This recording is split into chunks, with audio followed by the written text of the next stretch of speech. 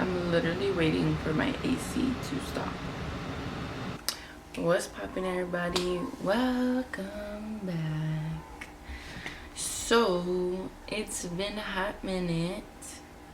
Let's talk about it. It's actually been like a whole 2 weeks since I've posted. I'm kind of talking low because if y'all didn't know, I had a baby. Hello, good morning. Yes, return to sender. Just kidding. But hi, you guys. I missed you. I missed being on camera. I've been trying to film this video forever, but here we are. So this is gonna be my labor and delivery video. So the plan was to record and vlog and stuff like that, but I did no such thing. I just recorded a couple clips, which obviously I'm gonna put in, but my labor wasn't rough. It was the delivery that was really rough. So yeah, if you want to hear the story of my labor, just grab some popcorn, sit through this video. I'm not gonna try to make it a long video, but just tell you guys how it went, what led up to it, how my baby boy is. He's over there in the back. But yeah, so let's talk about it. I'm gonna make this video and then I'm gonna do a Q&A for you guys to ask me questions of things that I missed out. You know what I'm saying. But so basically, today is May 22nd. I gave birth May 6th at 1 a.m. 1:13 if you want to be exact. So 2 days prior of me giving birth, I was getting like contractions already. I already had been having contractions for like 2 weeks, like baby contractions. And Brian, like, he would always tell me anytime I had some type of kick or pain or lightning crotch, Brian would always be like, is it time, is it time? He thought any hiccup, any bump, I was going into labor. So keep that in mind. 2 days before my labor or my contractions, or when I went to the hospital, I was having a really strong pain under my boob, which I've had before, but not to the extent that it was in. It felt like homeboy was crushing my lung. Like, I could not take a deep breath. When I would take a deep breath, I would have a stabbing pain on that side. And I couldn't breathe. I couldn't laugh without it hurting. I couldn't sit in a car without it hurting. I couldn't do anything. But it just got to the point that the pain was unbearable. So I let it go on for a day to see if it would go away.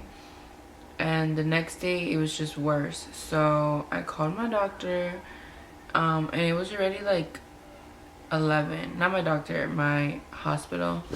Called my hospital, and they basically told me that I should come in if I was concerned, which I was.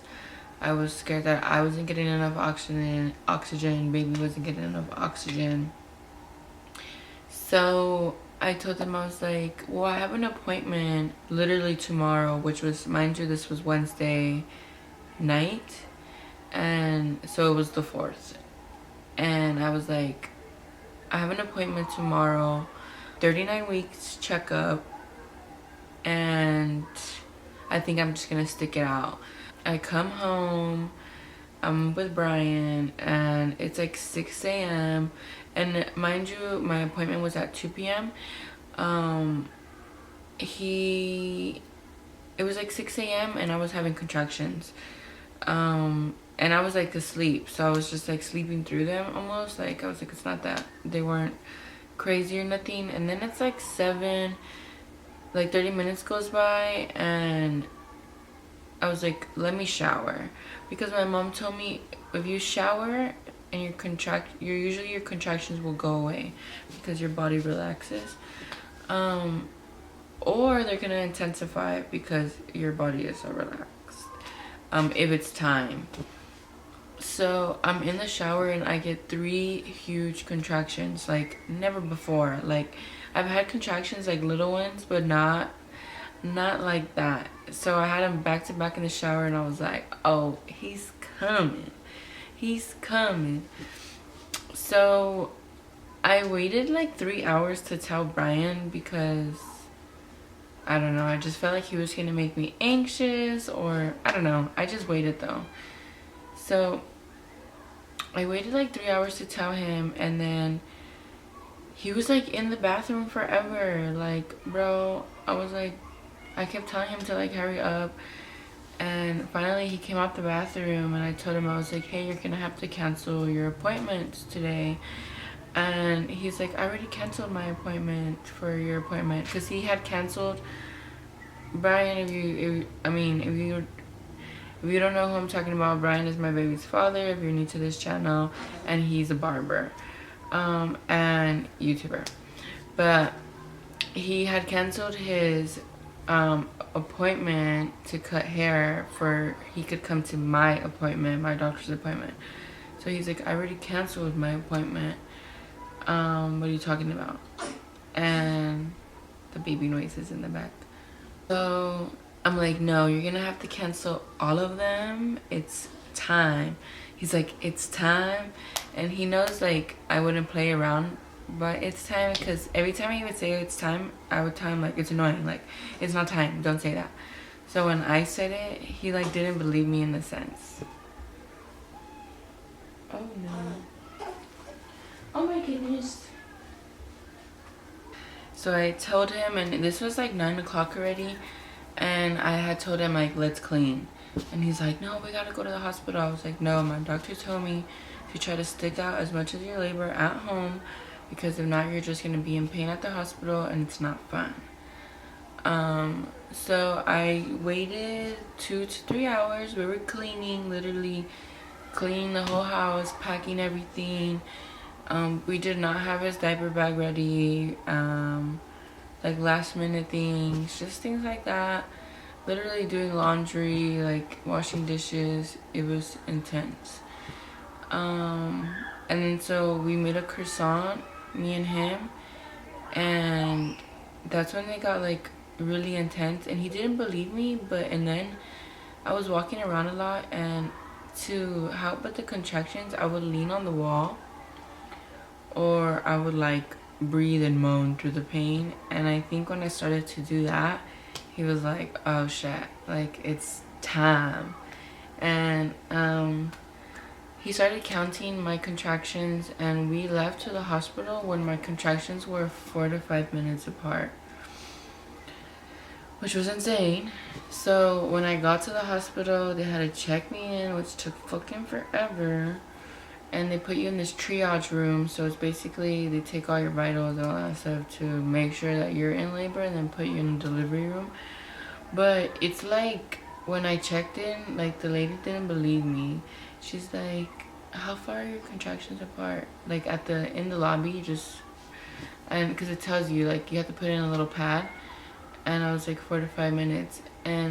Like, it's like I seemed fine, but really I was like in fucking hella pain. But there was hella people there, so I'm not over there gonna be screaming in pain. And mind you that you have to go in by yourself, because you have to get checked in, and then you can invite your people in, which is like fucking annoying. So it was like 4 pregnant women, including myself, that came in. I mean, not including me, that came in. So it's like, it was a lot of us at once, and I feel like that's why it took forever. And I was the only one that actually made it into the delivery room. The rest were sent home because it was like false alarm. So I feel like they thought it was a false alarm for me until they actually checked my cervix.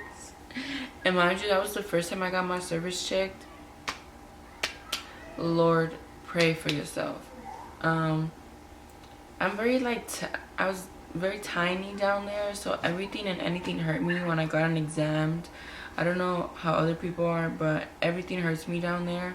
Like, even sex hurts me sometimes. Like, I don't know, that's TMI, but the cervix, literally, when I got my cervix checked, I was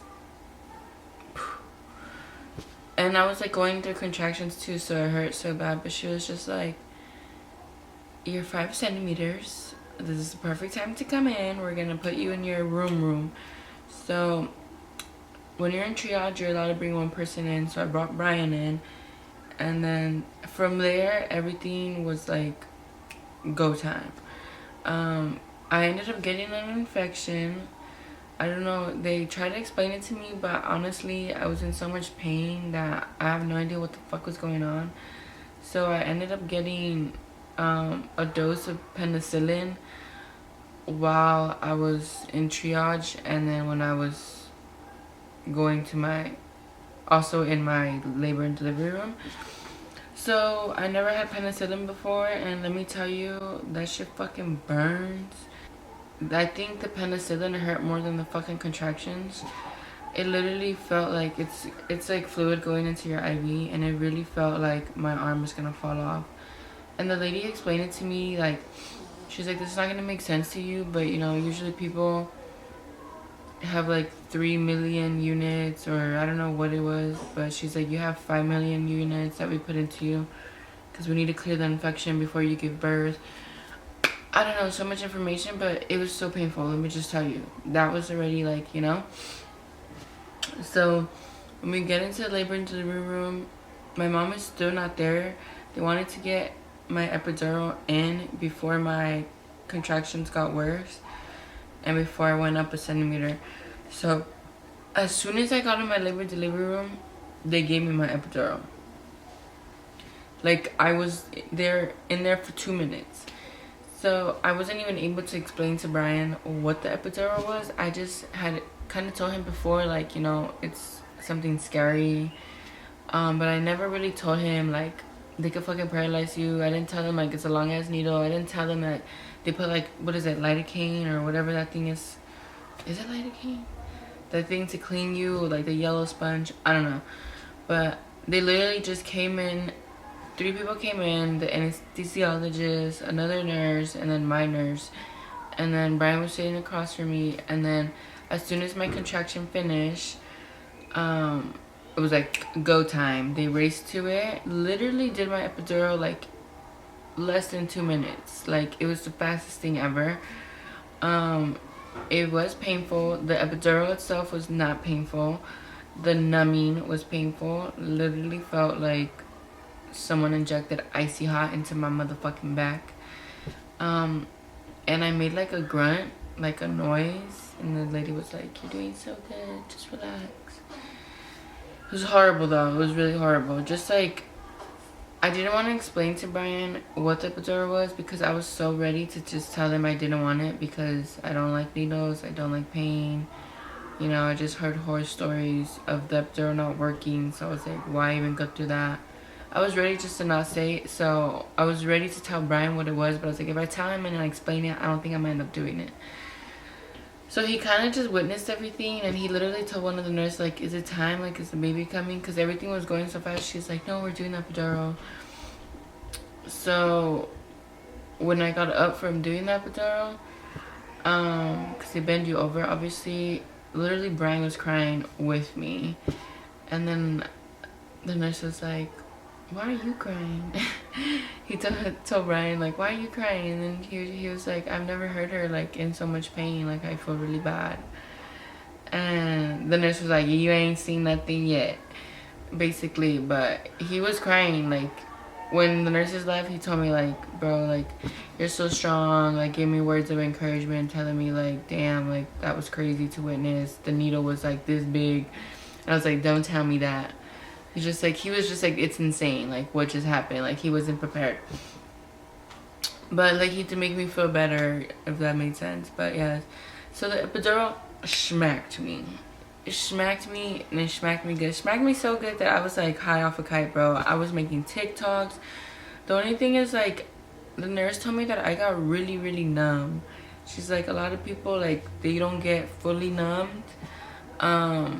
You know, there's, like, different levels to this shit, and she's like, you got a good one.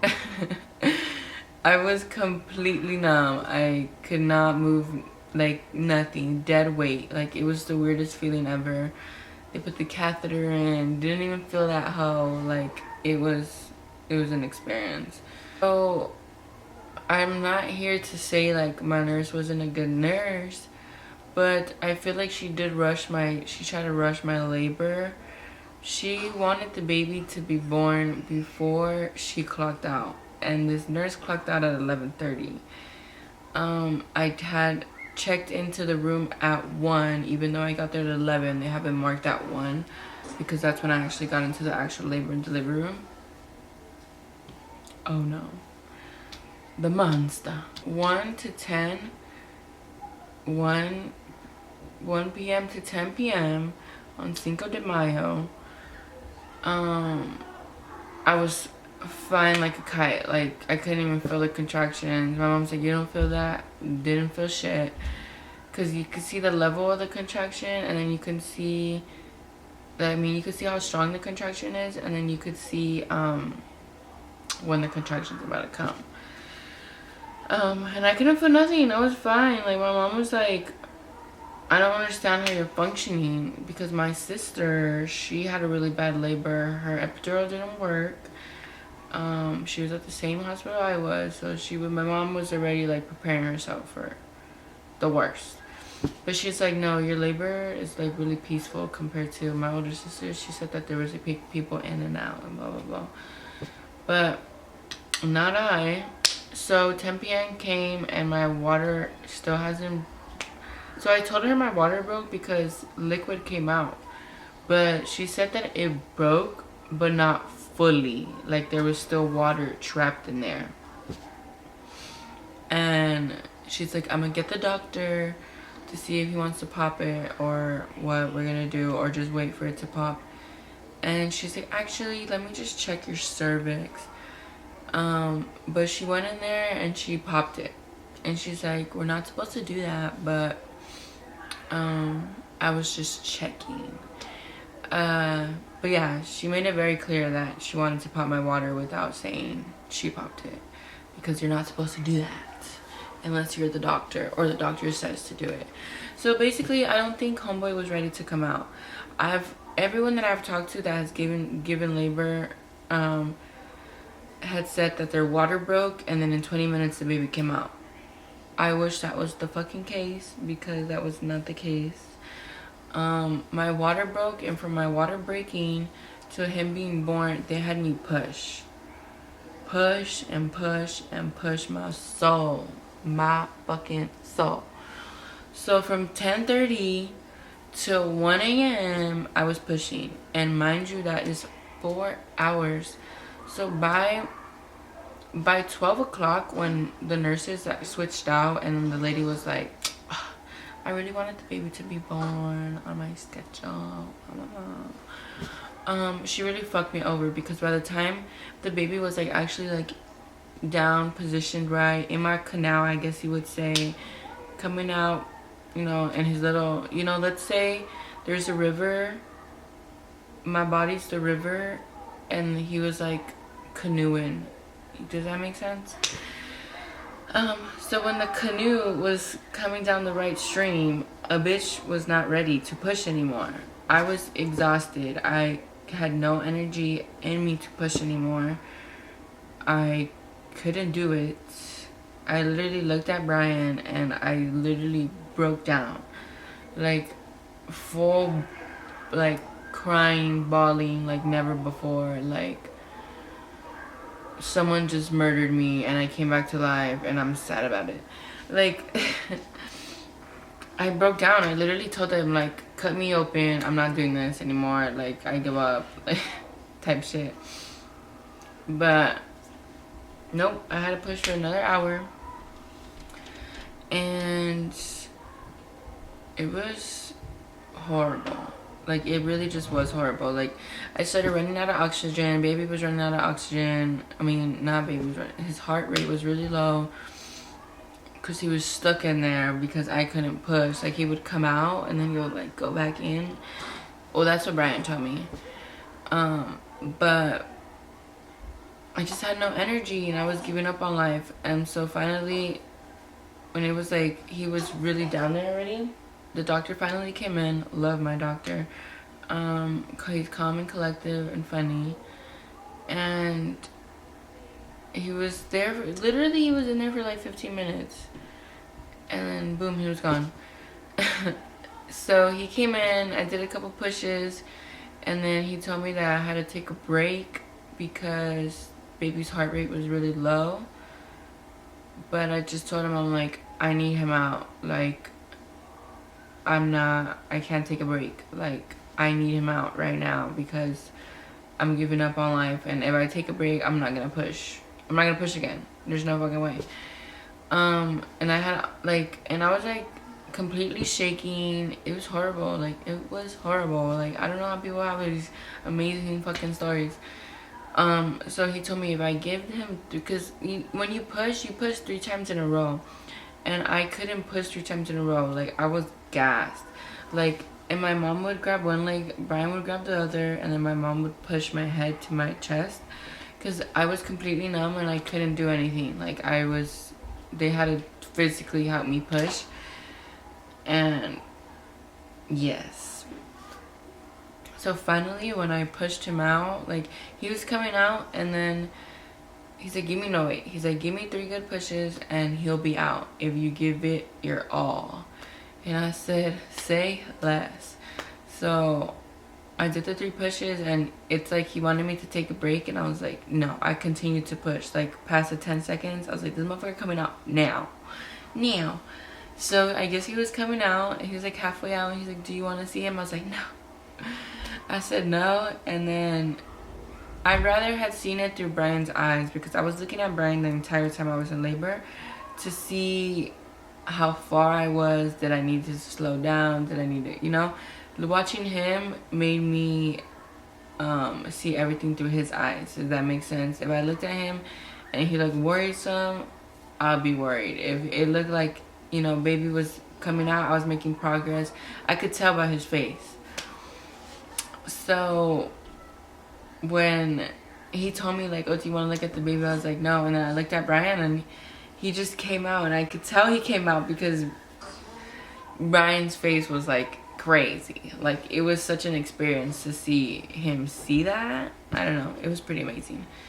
But as soon as he came out, I was in that consciousness. Like, I thought I was gonna have like a Lifetime movie moment where, like, the baby's on the chest and you're crying and your hubby's crying on you, and I don't know, I thought I was gonna have, you know, some cute ass fucking moment, like, you know, like in the movies. No, I did not cry. I do not remember anything after me pushing. It's like I have in and out visions of what happened. I obviously have a video, but I will not be posting the video because it's just way too much for me to post. I'm just not comfortable. I had a really bad, I had a good labor, but I had a bad delivery. So I will not be posting the video. But when he came out and they put him on my chest, don't remember anything. Brian was crying his eyes out. My mom was crying her eyes out. Don't remember that. Like, and in the video, Brian's crying and telling me, like, you did it. Like, I'm so proud of you. All these nice things, which I don't remember him saying not one thing to me when that baby came out. Like, I was like, where are the words of encouragement? Like, in my head. But my body, and I was in so much shock that I couldn't even, like, register anything saying anyone to me. I was in and out of consciousness. Everything was, like, really glowy and blurry. And then, yeah, it was just bad. And my body was completely shaking. Like, I had the shakes. It was bad. So when they took him off, the doctor was saying, like, oh, I did tear. He told me I had a 2nd-degree tear, and that he was gonna stitch me up. And I was completely dead. I was like, I didn't even register anything that he said. And they were just doing so many things to me and to the baby. Like, I didn't even look at his face. I didn't even look at him. Nothing. And Brian was, like, with me, and I went, like, I gave him, like, a hand gesture to go be with the baby. And that was it. And then, that's when the guy, Brian had turned around after, like, the whole baby stuff to come back to me. And, like, I couldn't tell what was wrong, but I knew something was wrong by Brian's face. And he ended up telling me later that after they're weighing the baby and he like came back to console me, to be there for me, he said that he couldn't, that he went back to the baby because that he couldn't look at me because I was so white and so pale and like my lips were super blue. He said that he couldn't be right there because it was like you're gonna be able to tell on his face that something was wrong or something. But he just said that I was so out of life and he was like worried. That's when they were stitching me up, and then that's when they pushed out my placenta. The placenta, when they pushed it out, didn't hurt. The after they took out the placenta and then pushed out like all the fluid, that fucking hurt like a motherfucker. And I was screaming.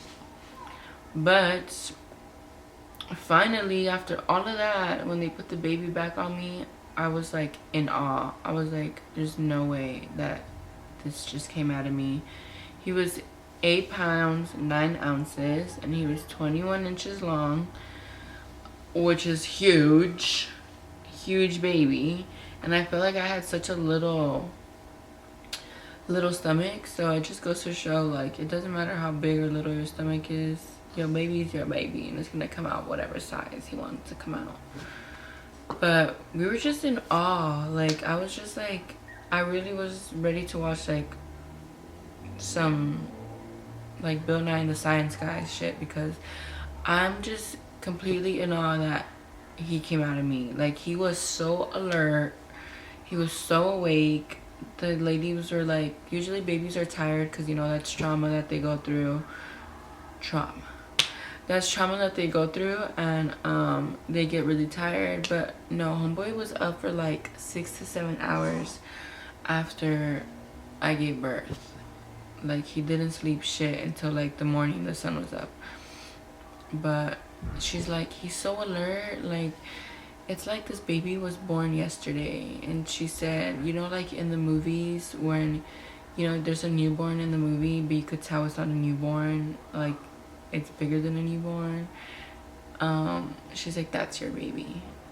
But yeah, he was just so alert and so alive. I was just like, and his eyes were open. Brian said that his eyes were coming open like when he was coming out already, like mid-vajay, which is insane to me.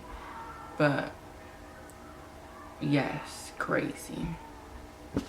But that's basically everything that happened when it comes to the labor, and that's all I'm gonna talk about in this video. As far as talking about my baby boy, that's gonna be my next 2 videos. And my next one is talking about my postpartum and all that stuff.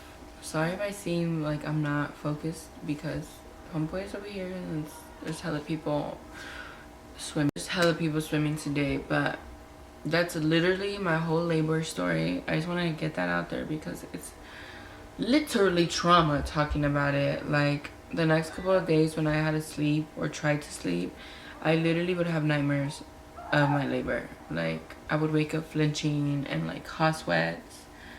Like, that is something I never want to go through. Brian was like ready for another one after he seen that. Like, it was insane. I would say he was so amused and in awe. Like, he loved it. He loved every minute of it. Like, I was low-key disgusted of how much he enjoyed that shit. But it was really nice, like, just seeing and feeling just like appreciated. Like, this is what was in me brewing. You should be kissing my feet. And he was. But that's my whole labor and delivery story. I know it's not like some freaking amazing enchanting story, because it really wasn't. The falling in love and the enchantment happened very much after that horribleness, which I'm gonna talk about next. But for now, that's all you guys get. I know I haven't been on social media as much, and it's not because I'm busy or mom life is hard or because I'm tired. It's literally, media is just not my favorite place to be on right now. But I also still want to share all these things with you guys, and I'm here back again. Gonna start posting again, and this 2-week break was really nice just to spend time with my baby, get my mind right, you know. And I just feel like hormones, postpartum, and negativity on media don't mix well, so I just took my time. But this is all you guys get for now. I just want to say thank you for the happy Mother's Day messages I got, and all the congratulation messages, all the good blessings that I got while I was in the hospital. I was not on my phone whatsoever except right before labor. And it was really nice to see all that stuff, and especially when I posted for the first time. But I'm back. I'm coming back slowly. I hope you guys enjoyed this crazy story. I know it's probably not, you know, my Cinderella story, but it is my story, my journey, like I like to say. And I can't wait to talk to you guys again, and to be continued.